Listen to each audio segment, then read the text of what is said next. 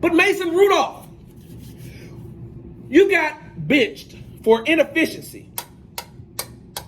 Why is it now that you all are starting to see how bad of a quarterback he is? It's the exact same quarterback that got hit in the head with the helmet on last week that you all paid no attention to the 4 interceptions that he threw that caused his team to lose the game. He should have been replaced on last week. But the only thing people talked about was Myles Garrett swinging the helmet.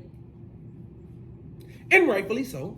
Myles Garrett, that was not smart. You shouldn't have swung the helmet at all, period. You shouldn't. But by the same token, Mason Rudolph was inefficient on last week. Why didn't you pull him out the game then?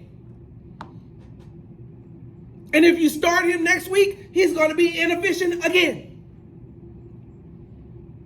That was the only thing that I was so upset about when it came to that game on last week. We talked about the melee. They talked about the melee for 2 hours on ESPN.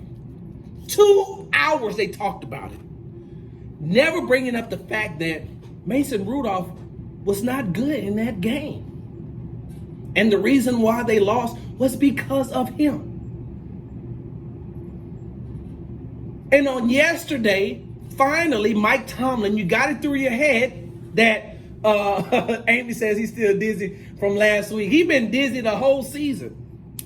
But Mike Tomlin, you finally got it through your skull that Mason Rudolph is not good. I don't know why you keep pumping him up and thinking that he's good. What was lost in translation on last week was that he was terrible in that game against the Cleveland Browns. And he was just as terrible against a weak, inefficient team like the Bengals, who are tanking. They trying to get a quarterback. They looking at Joe Burrow. Every week they send at least 3 scouts to go talk to LSU about Joe Burrow. And probably slipping a little something in his locker, y'all. Y'all know how that thing works. They tanking, for real.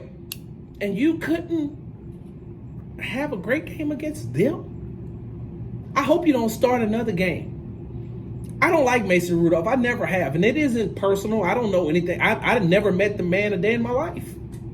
I just think that he's always been a bad quarterback from college to now. He's never been one of those quarterbacks